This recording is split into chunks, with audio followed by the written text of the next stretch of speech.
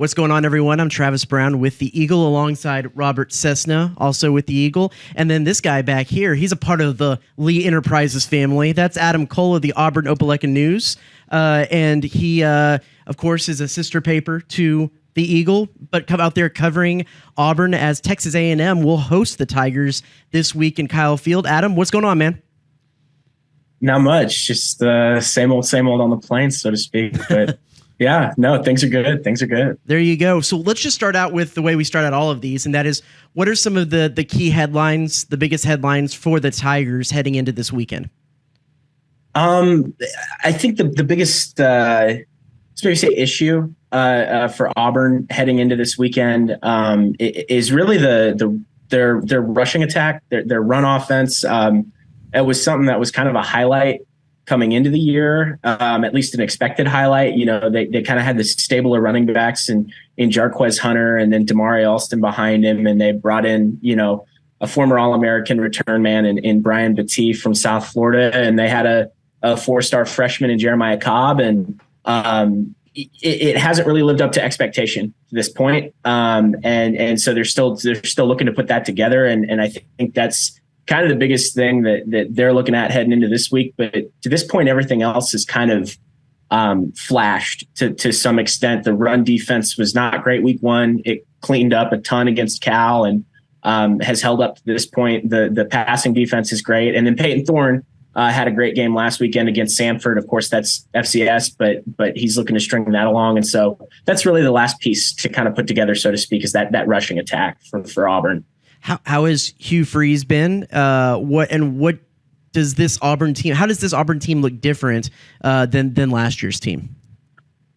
Things are really night and day between Brian Harsin and Hugh Freeze, and I think a lot of that is probably a case of you've got a guy who's just kind of been here before in Hugh Freeze, and you know, there was a little bit of talk even between the end of the Cal game and the end of the Missouri game last year, and just it was almost sort of like they were games that were inverted in terms of feelings. They were both really ugly games, you know, and things didn't play out how Auburn really wanted them to, even though they got a win in both of them. But like, I remember last year, there was almost just this sense of like, did Brian Harsin just watch the game that we watched? Because he wasn't talking about it in the same way. And you know, I'd never really seen Hugh Freeze look that exhausted through spring and fall and post game until after that Cal game where they, you know, almost lost. And so he's been, I think, pretty realistic to this point, I would say, of Hugh Freeze. And I think he's maintained that and kind of tempered expectations. But things look, for the most part, you know, they look a lot more put together. And certainly there are still some growing pains, I would say, is probably the biggest thing, especially with that offense.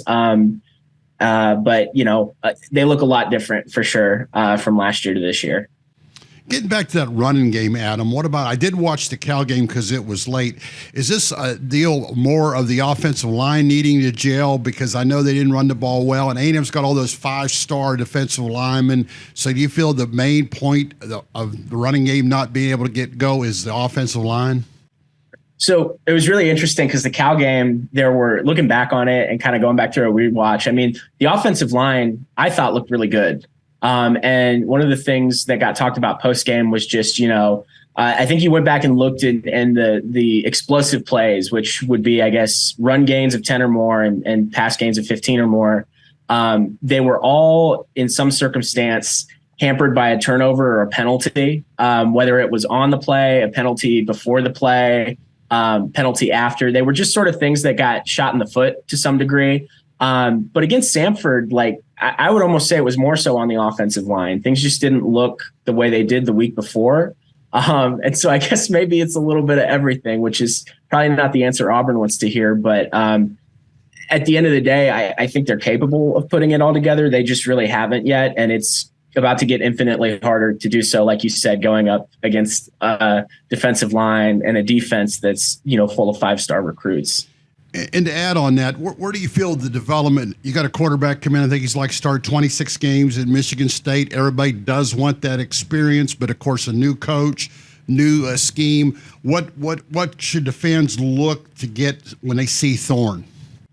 I think the next step is really just kind of That it's a good question because it's such a weird thing coming off again a game against an FCS opponent where that was a top 10 passing game for him in terms of his career, and it was the best rushing performance he's ever had. He talked a little bit about he dealt with some injuries last year that kind of hampered his ability to run the ball, but I think what you look at this point is sort of I guess I would say establishing and really kind of being the base of this offense because they still need to look for that run game that clearly hasn't been a suitable enough base to this point. And then a lot of the conversation in Auburn has been kind of this sort of this 2 quarterback system that Hugh Freeze wants to run. It hasn't been throughout a game or anything like that, but he still wants to get Robbie Ashford, who started last year, some touches, and it looked a mess against Cal, looked a lot better against Samford. And so I think really Peyton Thorne has been the one thing that has shown okay, maybe we can lean on him to sort of get all this set. And I think the next step is just kind of building it all around him is what I would say, because he showed the ability against Samford, and assuming he's able to do that against SEC opponents, that's kind of your bedrock at this point. Defensively, you got safety Donovan Kaufman and Jalen Simpson, both who are graded really high on Pro Football Focus for the season this year. What does that secondary look like? A&M has proven, at least in the not Miami games, that they can whiz the ball around through the air a little bit. How do you see that matchup? Because it seems like it's kind of good on good there between the two teams. I think that's going to be the most intriguing part of this weekend. This was a unit that, all off season, it was like a 20-man transfer class that Auburn brought in. The one place where they didn't really bring anybody in was the secondary because they had a bunch of returning experience. And they've got to this point, I want to say it's 5 interceptions and 2 takeaways on fumbles. All 5 of those interceptions are from the secondary, and both of those fumbles were forced by Donovan Kaufman. He's questionable for this weekend too, so we'll see if he comes back.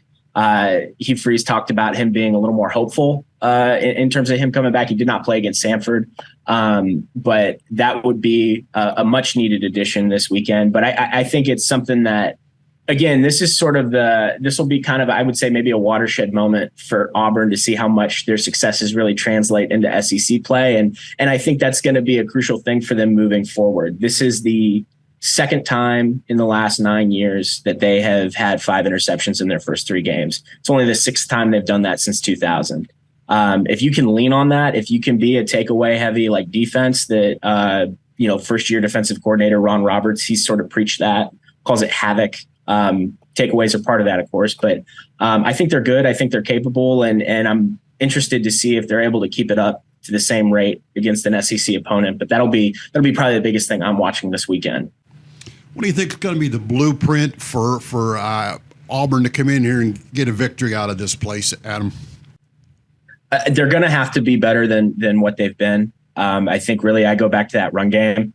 They need to be able to just really establish that facet of it, I think.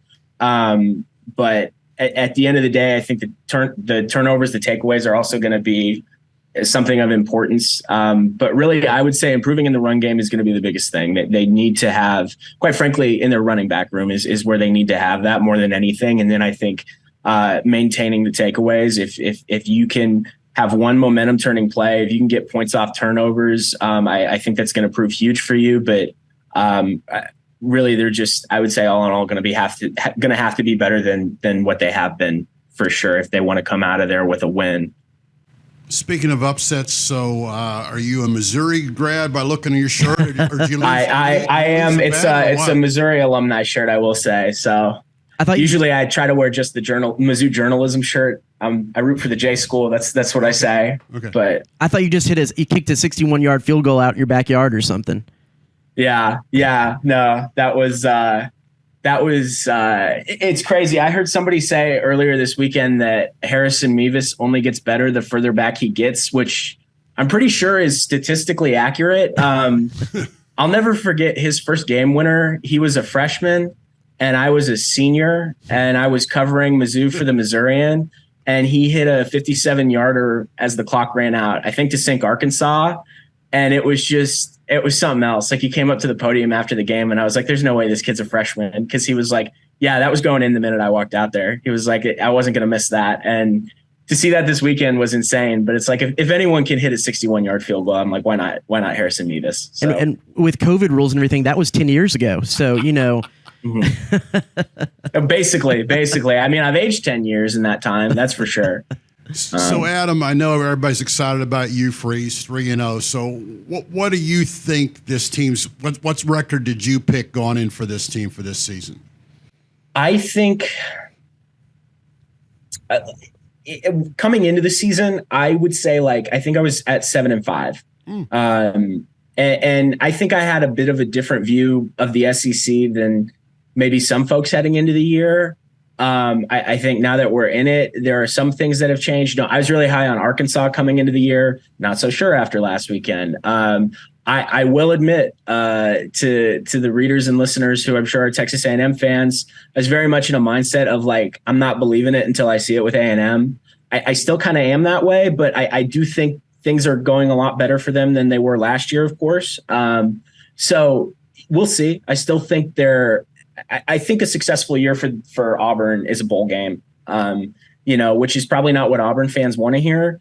But I think 6-6, 7-5 is a good year. I think it's realistic, and we'll see where things go. But if Auburn can steal a few away from some folks, there's no telling. It could be better than that. I think Ole Miss is going to be a really tough game for them. Again, Arkansas, not so sure now, but I kind of figured that one would be tougher. And then I would not be shocked if they steal one of the games that I say with air quotes, but not supposed to win. So we'll see. But I think 6-6, 7-5 is realistic for this Auburn team. See, since we're in the spirit of sharing here, and it's a sister paper, for those who might be watching this over on the OA News, what's a little bit of the Reader's Digest for A&M this year and how they come into the game? Well, I mean, obviously, I've looked great in 2 games against non-Power 5 conference teams, but they beat those teams handily, which A&M hadn't done that in the past. So very impressed with Wegman, his bevy of wide receivers, missing his 2 best receivers last week, still has one of the best games in school history as far as percentage concerned. Gets back for A&M, hasn't changed. That's why I asked Adam about the line. I'm concerned about A&M's offensive line. Can they move the ball? Defensive line is great. Supposedly, but they don't blitz a lot or do anything. Teams have had success, so I'll be interested to see, because we know Hugh Freeze can find holes. A&M have seen that before. He's won a few games against A&M, so I'm interested to see the matchup, because last week ULM wasn't a good matchup for them against A&M, and rightfully so. I think, you mentioned, Adam talked about how great their secondary is, so I think that's going to be interesting to see how Wegman and his receivers do. I want to see if A&M's offensive line can do something against a SEC defensive line. I thought the game might have been like a 9 or 10 point favorite, but A&M's only 7, and there's a lot of question marks, and I think both teams will know a lot more, because I think A&M is a touchdown favorite, but that's just one turnover, that's just one mistake, and we've seen. We were all here. Remember when Auburn came in and took the red shirt off the guy that went to Michigan, and A&M should have won that game, and they got out of here 29-28. Shea Patterson. And I saw the one year that Gus Malzahn come in and they ran the ball, and they had a bad team, but they beat A&M. So Auburn has beat A&M a couple times when Auburn was the underdog. And there was that streak there for a while where whoever the home team was going to lose the game. So, I like the matchup between Wigman, the wide receivers, and Auburn's secondary. I think the 2 things to look at is to go back to the Miami game. How is Connor Wegman going to read the defenses and call the protections? Are they going to use the Miami game blueprint to put a lot of pressure on Wegman and take away kind of the vertical game with a lot of pressure? And the defensive secondaries. We came out of that ULM game saying, I don't know. I still don't know about this defense. Yeah, they held them to 3 points, and it was not that many yards, but when the game was still in hand early, they were still picking up plays, picking up chunk yardage. I'm going to be interested to see how the defense handles this Hugh Freeze attack too. So, Adam, let's close out with this. Any thoughts on the game? I won't force you into a prediction or anything like that, but either a prediction or things that you're leaning that you think you're going to see in the game. On the note of A&M's offensive line and protections and things of that nature, one guy to watch this weekend played A&M last year and had a spectacular game. Jalen McLeod, who was at App State. I believe he was the guy who had, I can't remember, I think it was like a double fumble on like one play, which sounds like a not even real thing, but that's one guy I'll be watching this weekend. He's been dealing with an ankle injury the last couple of weeks, but I think he's pretty much back to form. You know, I appreciate you not forcing me into a prediction. I do think, just to kind of stick to where my head's been at, I do think Auburn wins. I'm not saying that with a full chest of confidence, but at the end of the day, like, I don't think A&M's really done it against Power 5 this year yet, of course, you know, the Miami game, and they haven't had opportunities to do it yet. So I think, like C said, you know, we're going to know a lot more about both of these teams at the end of it. But if I had to make a pick, I'd probably go with Auburn just based on where my head's been at and everything. But I think it'll definitely be an interesting one for sure. I think that's something I can say with full confidence. Well, like we said in the past, A&M's at home, so there's a better chance they're going to lose in this series. Wow, he's saying Alex McPherson a 61-yard field goal on the last play. What a deal! He's got that leg. He's a lot different than Harrison Mevis, but yeah, he's got his brother's the kicker for Cincinnati Bengals too, Evan McPherson. So he's apparently got that much leg. So I think he actually hit one in high school that was 61. I kid you not. I think it's the Alabama state record. There you go. Well, something to look up. Adam, before we go, let the people know where they can find you on the socials and where they can find your work leading into the game this week. Yeah, so on social media, Cole Reporter everywhere. My last name, Cole, the word reporter. You can find our sports editor and columnist, Justin Lee. He's at by Justin Lee on Twitter. And you can find all of our work at oanow.com and at AUblog on Twitter. And yeah, I believe that's all the plugs. Subscribe to your local news. And we'll find you in the Kyle Field press box this weekend, won't we? That you will. I'll be there. There you go. Well, thanks so much to Adam for joining us this week to help break down the game. For those of you watching on theeagle.com, thanks for watching us there. Be sure to check back for all of our content leading up to the game this week. And for those of you listening on the My Aggie Nation podcast, I'm Travis Brown. For Robert Cessna, we'll talk to you again next week.